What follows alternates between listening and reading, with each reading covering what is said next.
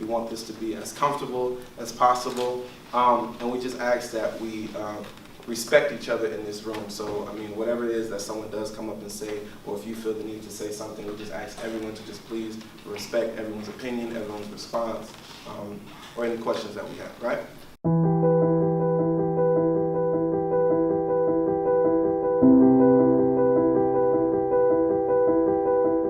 Sexual assault is much bigger, in my personal opinion, than just being touched or being physically aroused or not aroused, for that matter. When it comes to sexual assault, I think it's more, it can be a physical thing, it can be a mental thing, it can be a verbal thing. Some people are actually, they feel sexually assaulted when you're just telling them, hey, I want to touch you, without even touching them. And some people feel sexually assaulted when it's just constant pictures or constant text messages. Those are acts of sexual assault. So that's the one thing I just wanted to add, is that it can be bigger than you just touching somebody. Some people can feel out of place when it's just you just letting them know, hey, I'm feeling you, I like you, I'm gonna touch you. No, I'm not here for that. But I think sexual assault is much bigger than just touching somebody or being physically intimate with them. It's a mental thing, it's a verbal thing, and it's something that should just be discussed in a much broader aspect than just in the bedroom. Legally, you cannot consent if you are intoxicated. As soon as you become intoxicated by any substance, the ability to consent disappears in the eyes of the law. So, if you were, say for instance, if you were raped and the person says that you were drunk, at that point, that ability for you to consent, even while you're drunk, disappears. Because consent is contingent on you having a clear mind to make a decision, and both parties are aware that the decision was made. And if one person's not aware of it, then consent disappears. Regarding the statute of limitations, consent has to be something that is constant. It can't be something that is broken up into chunks, but consent can be expanded or contracted depending upon what the person wants at that time. It's like the example where the person gradually added things on, you can do that. Or you can withdraw pieces of your consent. It's not something that's, you can say yes and no to certain things. But usually consent is based on the circumstances that surround the certain situation that you're in. I think we have to look at what our students are coming equipped with, what knowledge, what sex is. And I think, we look at how the trends of education have changed. I mean, I've been teaching now for 18 years.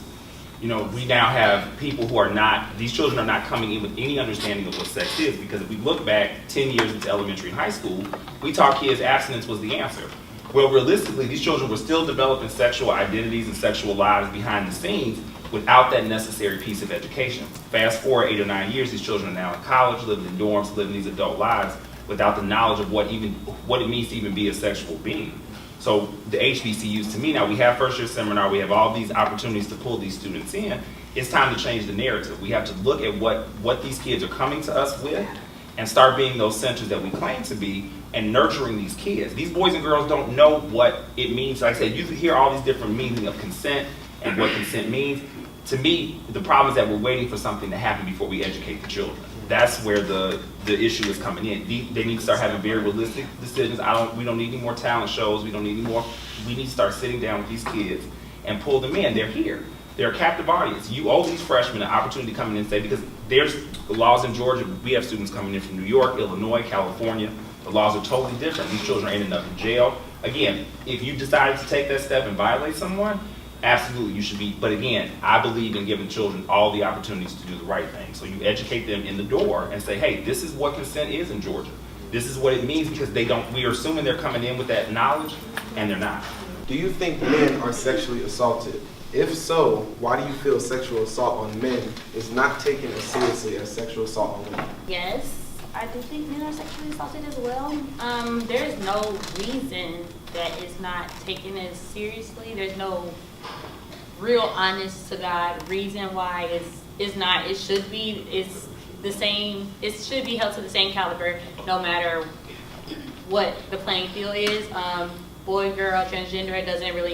It doesn't matter across the board. I wouldn't say it's not as serious. I think it doesn't get as publicized because I think a lot of the time, a lot of men are raised in homes, are raised to not show fear, not show that, I can be vulnerable, not show that, this hurt my feelings. They aren't allowed to have those emotions growing up. So later on, or even, you know, as a child, if they are sexually assaulted, if they're in a home or in an environment where they feel like they can't express that because they'll be judged, or you just being a little baby, you acting like a girl, they can't come forward and say, this happened to me. And then later on down the road, when they get in college and this happens, you know, I'm supposed to be a man, you know, I'm supposed to lose my virginity at 16 anyway, you know, it registers different in their brain. I do know for a fact that men can be, have two instances personally. I will only speak on one because the other I was too young to feel the way that I felt when it happened when I was older. It actually happened on campus, Morehouse campus, in Purdue Hall, my freshman year. So of course I just wanted to have friends, no family, no friends, anything down here. Met someone online, and he told me that he would introduce me to all his friends. And you know, I'm thinking I'm finally gonna have a crew to hang out with. So I'm actually in the process of tweeting about how I found friends, and one of them grabbed me from behind while I was in the chair, and like wrapped his arms around me, and then another one grabbed my legs.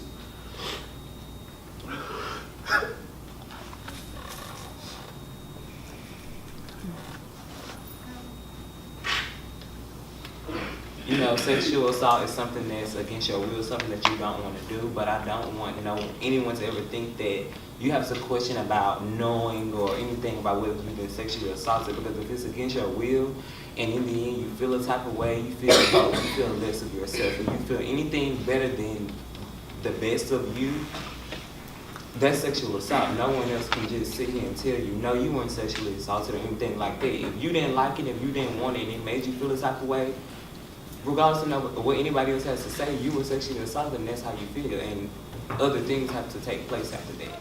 Hey, what's up, y'all? It's Jordan Live. Thank you for visiting our YouTube channel. Make sure before you leave to watch some more videos, and don't forget to comment, like, share, and subscribe. All right? See you later, guys.